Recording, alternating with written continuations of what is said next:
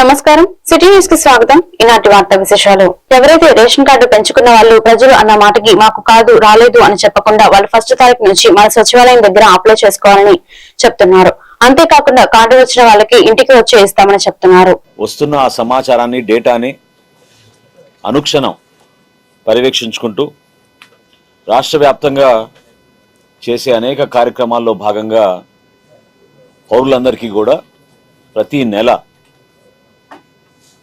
29,762 ration షాపుల ద్వారా సరుకులు పంపిణీ కార్యక్రమం చేపడతానే ఉన్నాం. అందులో భాగంగా కొత్త టెక్నాలజీ తోటి QR code based smart rice కార్డ్స్ని రాష్ట్ర వ్యాప్తంగా ప్రారంభించాం. 25వ తారీఖున ఆగస్టులో ప్రారంభించిన ఈ కార్డు సర్వీసెస్ 1,44,66,000 మందికి ఉచితంగా సరఫరా చేసేటట్టు ఈ కార్యక్రమం ప్రారంభించాం. దీని నేపథ్యం, దీని వెనక 2 విడతలుగా ప్రజలందరికీ కూడా ఈ కేవైసీ అంటే నో యువర్ కస్టమర్ది ఎక్కడైనా వాళ్ళ డేటాలో ఎక్కడైనా పొరపాటు ఉన్నా, కుటుంబ సభ్యులు మార్పులు, చేరికలు, చిరునామాలో మార్పులు, ఇటువంటివన్నీ పొందుపరచడానికి అనేక సార్లు అవకాశాలు కల్పించి భారతదేశంలోనే 96.5% ఈ కేవైసీ చేసిన ఏకైక రాష్ట్రం ఆంధ్రప్రదేశ్గా మనం రాగలిగాం. ఇందులో అద్భుతంగా గ్రామ సచివాలయం, వార్డు సచివాలయం సిబ్బంది సహకరించారు. అదేవిధంగా మా రేషన్ షాప్ డీలర్లు వాళ్ళ ఈ పాస్ మెషిన్ల ద్వారా ఈ కార్యక్రమాన్ని ప్రజలకి మరింత అందుబాటులో తీసుకురావడానికి సహకరించారు. ఈ 1,44,66,000 కార్డుల పంపిణీలో ఇప్పటి వరకు 80% పూర్తయినాయి. ప్రత్యేకంగా విజయనగరం జిల్లా 88% నిన్నటి వరకు పూర్తి చేసుకుంది. పశ్చిమ గోదావరి జిల్లా 87%, శ్రీకాకుళం 85%, అదేవిధంగా కృష్ణాను, ఎన్టీఆర్ దాదాపు 84% పూర్తయినాయి. 3వ విడత రేపటి రోజున 2 జిల్లాల్లో ప్రారంభించబోతున్నాం. చివరి విడత 15వ తారీఖున 9 జిల్లాల్లో కార్డుల పంపిణీ కార్యక్రమం ప్రారంభించబోతున్నాం. అయితే ఈ తరుణంలో మీ ద్వారా, అదేవిధంగా సోషల్ మీడియాలో అనేక సందర్భాల్లో చాలామంది మన పౌరులు వచ్చిన కార్డులో కొన్ని పొరపాట్లు ఉన్నాయనే విషయం మా దృష్టికి వచ్చింది. విషయం ఏమిటంటే, ప్రస్తుత హైకోర్టు న్యాయమూర్తి తనకు లేని అధికారంతో సుప్రీంకోర్టు జడ్జిమెంట్ ని హైకోర్టులో సవరించి ఆయన రాజ్యాంగ విరుద్ధ పనికి పాల్పడ్డారు. ఆ జడ్జిమెంట్ లో అన్ని తప్పులే ఉన్నాయి. ఉదాహరణకి 18/11/2025 రాకపోయినప్పటికీ ఆ డేట్ ని ఉదాహరిస్తూ జడ్జిమెంట్ కాపీని వెలువరించారు. ఈ విషయాలన్నింటినీ ఆధారాలతో సహా మీ ముందు ఉంచడానికి ఈ సమావేశం ఏర్పాటు చేయబడింది. కావున మీరందరూ ఇచ్చేసి సమావేశాన్ని జయప్రదం చేయవలసిందిగా కోరుచున్నాను. ఆ జడ్జిమెంట్ ని నా జీవితాన్ని ప్రభావం చేయడమే కాకుండా హత్యాదాంతులకు పాల్పడే వైఎస్ఆర్సీపీ నాయకుడిని ప్రోత్సహిస్తున్నట్లుగా ఉంది. జడ్జిమెంట్ గురించి అది నన్ను ఏ విధంగా ప్రభావితం చేస్తోంది అని చెప్పడానికి, ఒక సామాన్య మానవుడికి న్యాయం ఎంత దూరంలో ఉంది, ఎంత ఖర్చుతో కూడుకున్న వ్యవహారం, అంత కష్టపడినా కూడా చివరికి అతనికి న్యాయం దక్కకపోగా రాజ్యాంగ విరుద్ధమైనటువంటి జడ్జిమెంట్లు ఎలా బయటకు వస్తున్నాయి, అవి ఎలా ప్రభావితం అవుతున్నాయి, అది ఏ విధంగా వైసీపీ నాయకులు భూ కబ్జాలకి, అక్రమ నేరారోపణలు ఎదుర్కొంటున్నటువంటి నాయకులకు ఏ విధంగా సహకరిస్తుంది వివరించడానికి ఒక జడ్జిమెంట్ ఉదాహరణగా, నాకు వచ్చిన జడ్జిమెంట్ ఉదాహరణగా మీకు తెలియజేస్తాను. మీ అందరికీ తెలుసు, సత్యనారాయణపురంలో లక్ష్మీనగర్ ఏరియాలో భగత్ సింగ్ రోడ్లో మా 325 స్క్వేర్ యార్డ్ స్థలము, 5 కోట్లు విలువ చేసే స్థలాన్ని వైసీపీ నాయకుడు Punuru Gautham Reddy, AP fibre net corporation chairman అయినటువంటి పూర్వం చేసినటువంటి వ్యక్తి కబ్జా చేసి అందులో 3 అంతస్తులటువంటి అక్రమ నిర్మాణాన్ని నిర్మించాడు. అది విజయవాడ మున్సిపల్ కార్పొరేషన్ యొక్క పర్మిషన్స్ కూడా లేకుండా, కానీ కార్పొరేషన్ వాళ్ళు కూడా ఎటువంటి యాక్షన్ తీసుకోవడానికి టీడీపీ ప్రభుత్వంలో వైసీపీ నాయకుడి మీద ఎందుకు సంశయిస్తున్నారో అర్థం కాదు.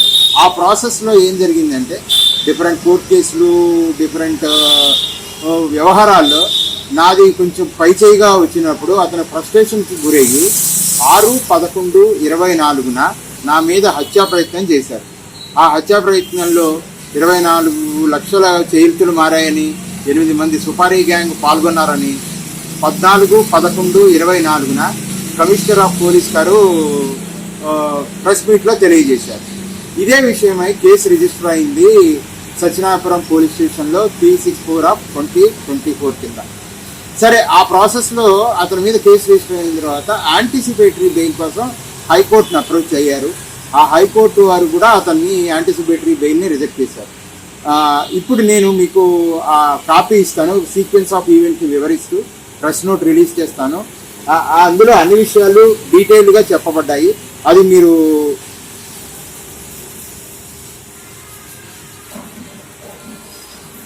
ప్రసారం చేయండి. ఇదిగోండి ప్రెస్ నోట్ రిలీజ్ చేశాను. ఇదిగో దీన్ని ప్రకారం మీరు సీక్వెన్స్ ఆఫ్ ఈవెంట్ని విత్ డేట్స్తో కూడా ఉంటాయి. సో ఎప్పుడైతే అతనికి హైకోర్టులో రిజెక్ట్ అయిందో సుప్రీంకోర్టుని ఆశ్రయించాడు ఆయన యాంటిసిపేటరీ బెయిల్. సుప్రీంకోర్టులో యాంటిసిపేటరీ బెయిల్ ఇచ్చారు. కానీ కండిషన్స్ని సుప్రీంకోర్టు సెట్ చేయకుండా ఇన్వెస్టిగేటివ్ ఆఫీసర్ అయినటువంటి అసిస్టెంట్ కమిషనర్ ఆఫ్ పోలీస్ శ్రీమతి స్రవంతి రాయ్ ఆ రోజు గారికి బెయిల్ కండిషన్ సెట్ చేయమని సుప్రీంకోర్టు ఆర్డర్ ఇచ్చింది.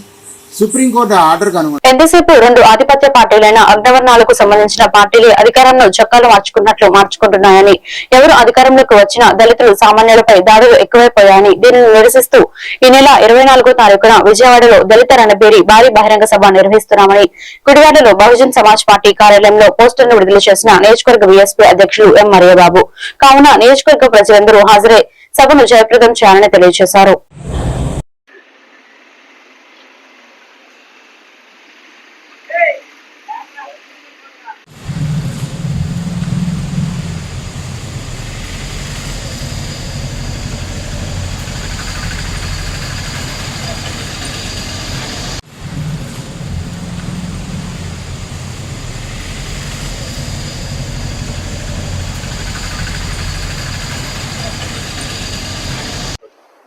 అందరికీ జైలు. నా పేరు ముప్పూరు మరియబాబు, బహుజన్ సమాజ్ పార్టీ గుడివాడ నియోజకవర్గ అధ్యక్షుడు. మరి 2 అధికార కులాలు, 2 అధికార పార్టీల మధ్య దళితులు నలిగిపోతున్నారు. చొక్కాలు మార్చుకున్నట్టు అధికారాన్ని మార్చుకుంటున్నారు. ఎవరు అధికారంలోకి వచ్చినా సరే దళితులపై దాడులు జరుగుతూనే ఉన్నాయి. మరి దీనికి నిరసనగా రేపు 24వ తారీఖున విజయవాడలో దళిత రణబేరి సభని ఏర్పాటు చేశాం.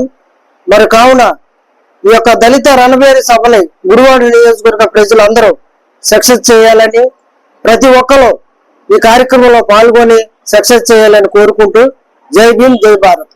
రైతులకు 1 బస్తా యూరియాతోనే సరిపెడుతున్నారని సిపిఐ మండల కార్యదర్శి తొర్లపాటి బాబు అన్నారు. చింతలపూడి మండలంలో యూరియా కొరత లేదని ప్రజాప్రతినిధులు, అధికారులు చెప్పడం సరికాదని సిపిఐ మండల కార్యదర్శి తొర్లపాటి బాబు అన్నారు.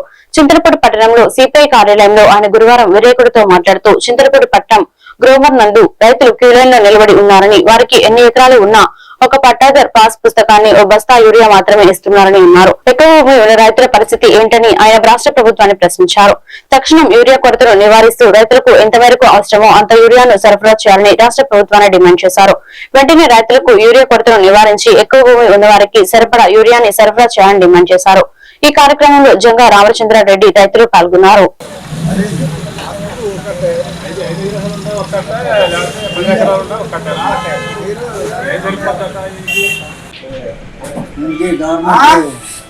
జనాలు ఏరేం చూపిస్తున్నారా, మండారం చూపిస్తున్నారా?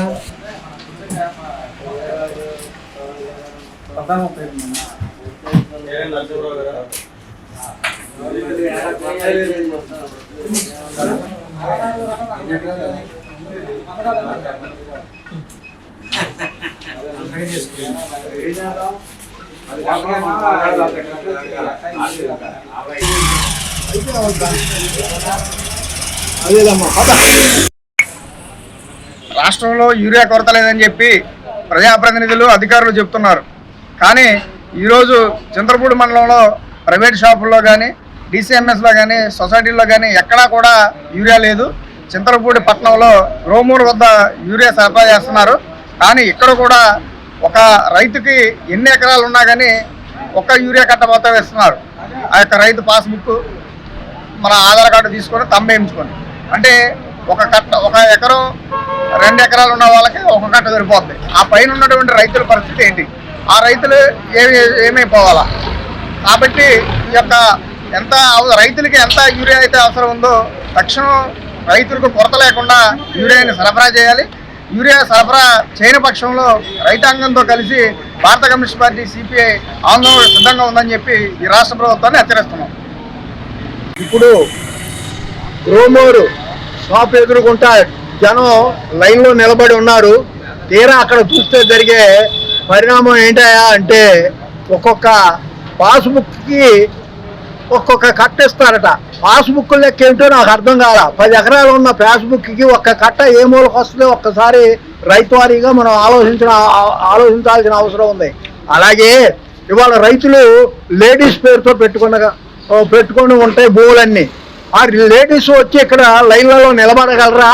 వాళ్ళు తంబేయాలట, తంబు. ఇప్పుడు ఈ మాటలు అన్నీ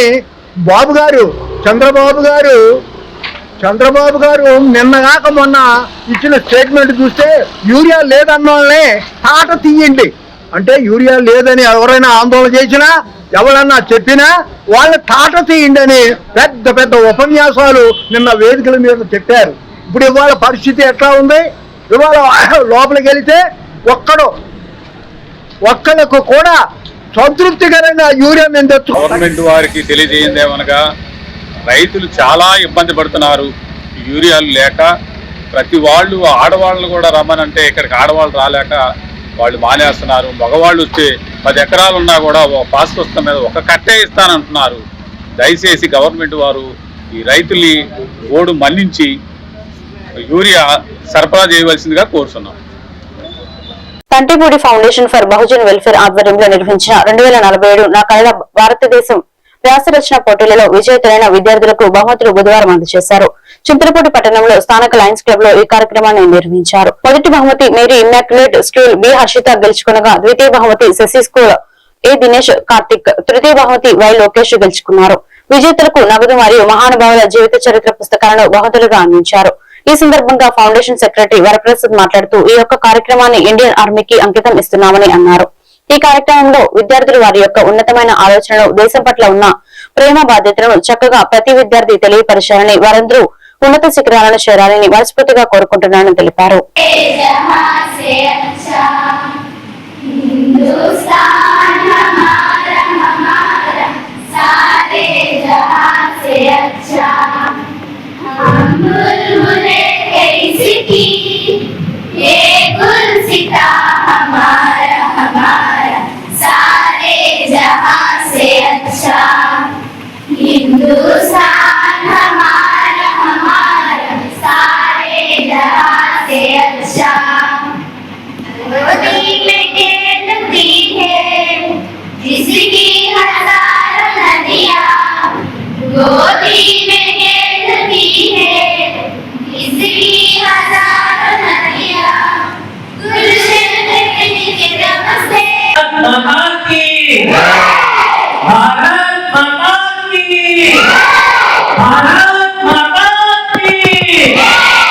పిల్లలకి యొక్క మంచి పాటలు మాకు మంచి సంతోషాన్ని ఇచ్చారు. ఇప్పుడు మన మేరీ మెట్రిక్ స్కూల్ నుంచి ఒక పాప పాట పాడుతున్నారు. ముందుకు వచ్చారు. పాప పేరు లలిత, 9th క్లాస్.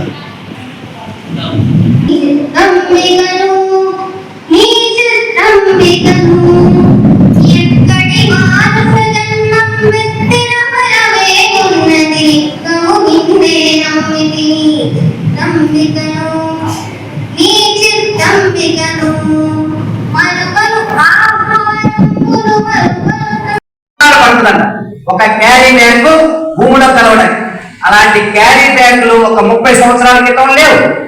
క్యారీ బ్యాగులు విపరీతంగా వచ్చేసి ఎక్కడ పడితే అక్కడ కాలువలలోను, డ్రైనేజీలోను మొత్తం భూమి పంచభూతాలని మనం నాశనం చేస్తాం.